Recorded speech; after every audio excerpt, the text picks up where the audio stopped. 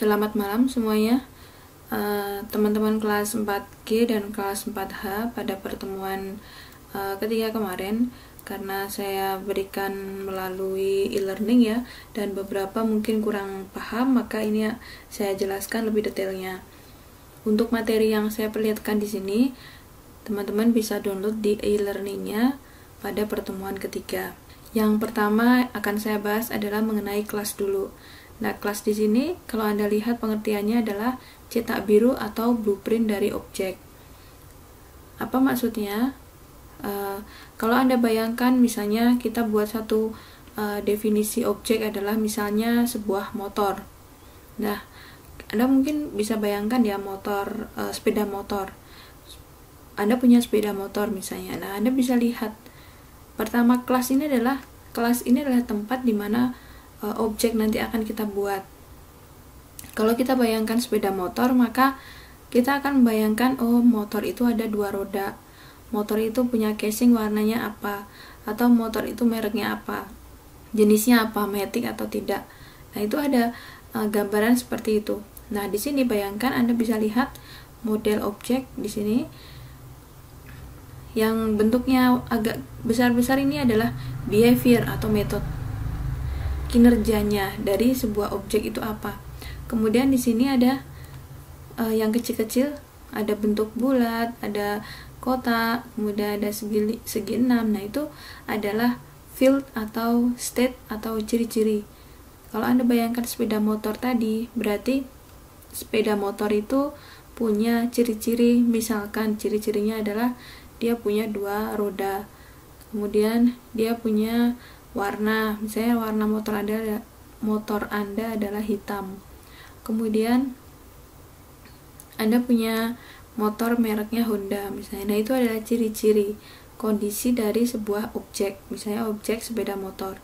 Bagaimana dengan metodenya? Metode atau behavior atau tingkah laku, kinerja, fungsi. Nah, itu macam-macamnya sama, pengertiannya sama. Maka kalau objeknya di sini adalah sepeda motor, maka behaviornya bisa Anda buat motor ini bisa berjalan, motor ini bisa melaju dengan kecepatan berapa, motor ini bisa mengerem, motor ini bisa memasukkan gigi, menaikkan, menurunkan. Nah, itu sebuah imajinasi tentang objek yang ada dalam kehidupan nyata. Nah, sekarang kita coba membuat dalam sebuah program. Bagaimana sih caranya? Nah, di sini Anda lihat pertama kali Anda buat cetakan dulu. Jadi kelas ini adalah cetakan. Kalau kita ingin membuat objek, misalnya sepeda motor Anda adalah Honda, warnanya hitam, kemudian dia bisa melaju, bisa bergerak dan seterusnya, maka kita buat kelas ini adalah cetakannya. Jadi motornya nanti cetakannya itu dia punya metode bergerak, dia punya warna misalnya hitam, dia punya merek misalnya Honda. Nah, itu cetakannya. Anda bisa lihat objek sudah kita bahas tadi ya. Misalnya objeknya adalah sepeda motor, maka yang akan kita gunakan adalah motor Honda warna hitam dan bisa bergerak. Nah, itu objeknya. Anda bisa lihat di sini adalah contohnya kelas roti. Maka kelas roti ini adalah cetakan kalau kita ingin membuat roti. Misalnya kita punya roti favorit, maka warnanya bentuknya apa yang sering kita beli, kemudian rasanya apa yang menjadi favorit kita. Mungkin roti itu ada beratnya, ada harganya. Nah, itu kita coba buat seperti ini. Untuk yang program 1 bisa Anda ketikkan seperti yang persis ada dalam materi yang saya berikan di e-learning. Kalau sudah, maka Anda buat kelas yang kedua namanya roti demo. Setelah itu Anda coba jalankan, hasilnya bagaimana Anda perhatikan. Gitu ya. Nah, selanjutnya ada juga beberapa informasi mengenai cara mengkonversi atau membuat program berdasarkan UML class diagram. Anda bisa lihat, misalnya kalau ada bentuk seperti ini berarti dia protected. Kemudian protected itu adalah Anda boleh mengakses sebuah file saat Anda berada dalam satu folder atau Anda menjadi turunan dari kelas tersebut. Jadi lebih terbatas aksesnya. Kemudian untuk yang strip ini berarti private. Nah, di sini contohnya nggak ada ya private, nggak apa-apa. Tapi nanti kalau ketemu strip berarti namanya private. Private itu berarti Anda tidak bisa mengakses kecuali Anda di dalam kelas itu. Jadi lebih terbatas lagi. Nah, untuk yang plus ini public berarti semuanya bisa mengakses dari file tersebut. Apakah Anda kelas yang sama, atau Anda package yang sama, atau Anda mungkin di luar package itu. Nah, untuk materi tentang akses ini akan dibahas nanti.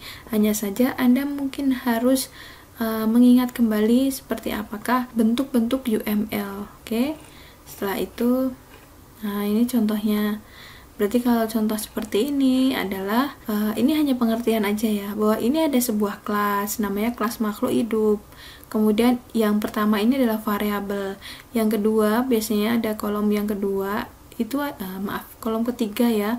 Kolom ketiga ini adalah metode dan seterusnya. Nah, ini berarti makhluk hidup itu punya turunan kelas namanya tumbuhan, manusia, dan hewan. Pengertian ini tidak perlu Anda pahami sekarang, nanti bertahap. Yang paling penting adalah tadi pengertian kelas dan objek. Nah, sebagai contoh di sini roti dan roti demo, atau nanti Anda boleh mengimprove sendiri untuk sepeda. Kemudian sepeda demo juga boleh. Sepeda berarti cetakannya seperti sepedanya punya warna apa, merek apa, kemudian dia bisa bekerja seperti apa. Itu sebuah kelasnya. Kemudian kelas itu cetakan yang tadi Anda gunakan untuk, misalnya saya punya punya sepeda namanya sepeda Honda, kemudian warnanya hitam dan dia bisa melaju dengan kecepatan berapa. Itu maksudnya ya. Baik, itu adalah teorinya. Selanjutnya kita lihat pada prakteknya. Nah, prakteknya di sini Anda mencoba kan tadi disuruh ya membuat sebuah kelas persis saja sama dengan yang ada di sini. Jadi roti ini Anda ketikkan persis ya. Kalau mau improve boleh jika Anda sudah paham dan tidak salah. Kalau salah ya dibetulkan. Amannya Anda tulis dulu aja sambil jalan. Kemudian Anda jalankan. Kemudian di sini ditambahkan objek baru. Maksudnya objek baru itu apa? Nah, ini adalah sebuah objek. Kita lihat ya. Anda lihat objek baru itu adalah, nah ini. Jika kita ingin membuat sebuah objek baru, maka kita menggunakan sintaks. Sintaks itu adalah aturan bahasa pemrograman. Kita menggunakan new. Sehingga ini kita punya objek baru namanya roti, R-nya kecil. Ya, beda dengan R-nya besar ya. Nah, R besar itu mengacu ke kelas ini. R kecil itu adalah objek baru. Kalau saya namai beda boleh, misalnya rotinya jadi roti 1 boleh. Tapi di sini harus mengikuti, karena saya bikinnya objeknya roti 1, maka saya harus menggunakannya untuk bisa jadi berubah semua. Untuk bisa menggunakan semua yang ada pada kelas roti dengan R besar. Nah, Anda bisa lihat.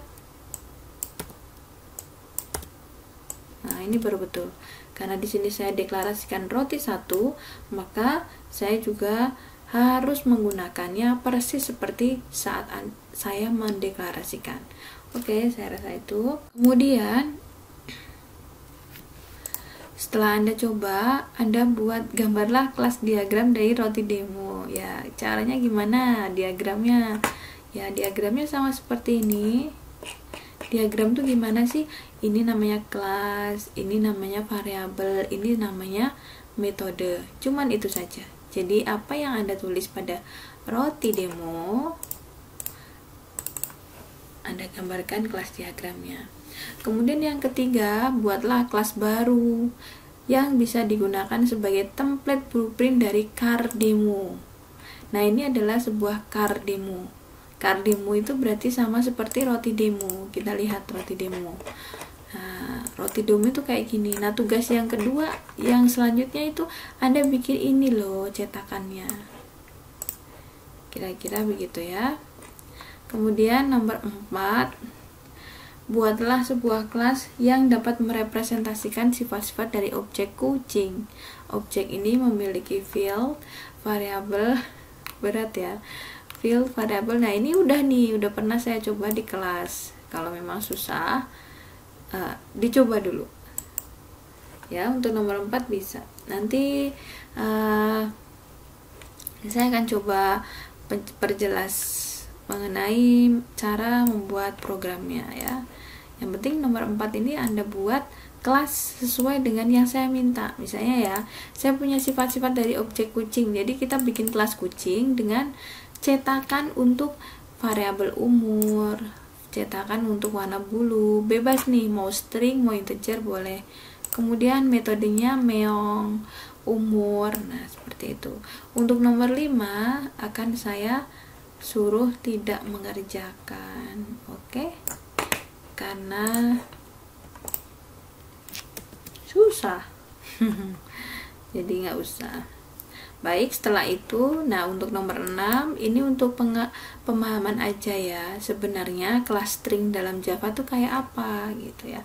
Kalau Anda pengen tahu kelas stringnya, tinggal di search aja. Misalnya di sini ya,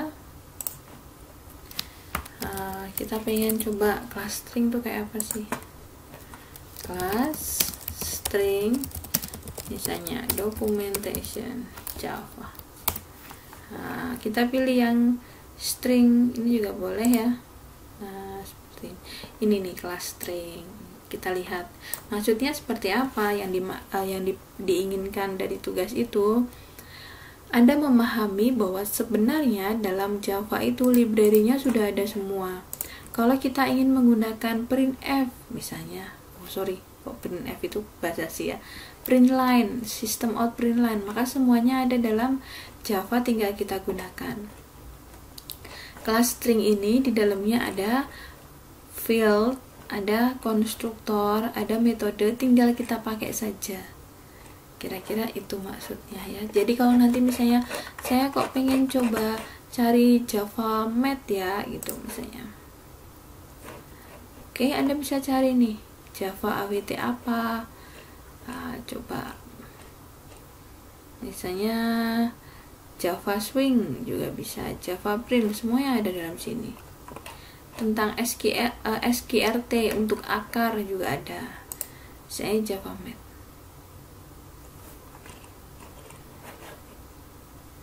Oke.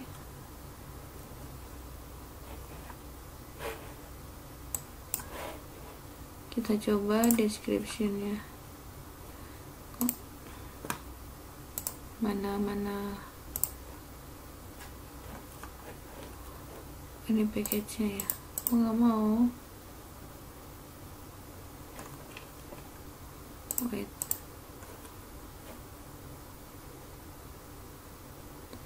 Saya mau ke kelasnya. Oh, ternyata sekarang udah berubah ya.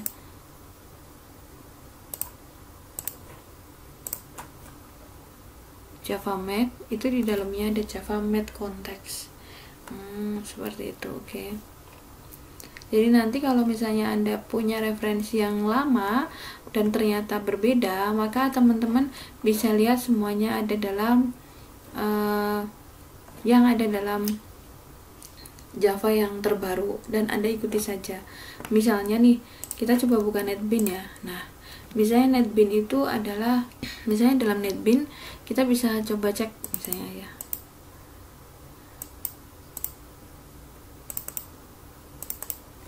Misalnya seperti ini. Anda bisa pakai referensi yang ada dalam Java. Misalnya saya pengen cari Java Swing apa nih. Nah, itu bisa. Nah, referensinya sudah ada. Biasanya ya, kalau Anda menginstal JDK yang terbaru, maka dia mengikuti apa yang sudah Anda attach atau Anda ambil sebagai SDK ya, SDK-nya ya, JDK-nya kalau Java ya. Kira-kira itu. Java misalnya Math. Nah ini. Sama ya, mengikuti. Nomor 6 sudah selesai. Kemudian pekerjaan rumah nih. Nah, pekerjaan rumah gampang sih. Nomor 1. Setelah Anda mengerjakan latihan, maka Anda kerjakan pekerjaan rumah. Buatlah kelas hewan dan juga ciptakan objek dari kelas tersebut sehingga kita bisa membuat berbagai macam objek. Nah, di sini kita bikin kelas hewan dulu. Kok bisa tahu Bu bagaimana caranya? dari output ini kita bisa lihat, oh nanti kita punya masukan nama hewan, kita punya masukan jumlah kaki, makanan, kemudian tipe hewan. Jadi kita punya beberapa masukan nantinya. Kemudian nomor 2, kalau Anda lihat di sini, Anda cuma membuat 3 kelas, tapi punya tiap kelas itu punya variabelnya ada 4, kemudian ada 3 metodenya, isinya bebas. Jadi nomor 2 ini minimal Anda buat, kalau misalnya bingung isinya ya nggak usah diisi. Jadi Anda mengenal seperti apa sih kelas, seperti apa sih variabel, seperti apa toh metode. Kira-kira itu penjelasan dari yang harus Anda kerjakan. Terima kasih semuanya.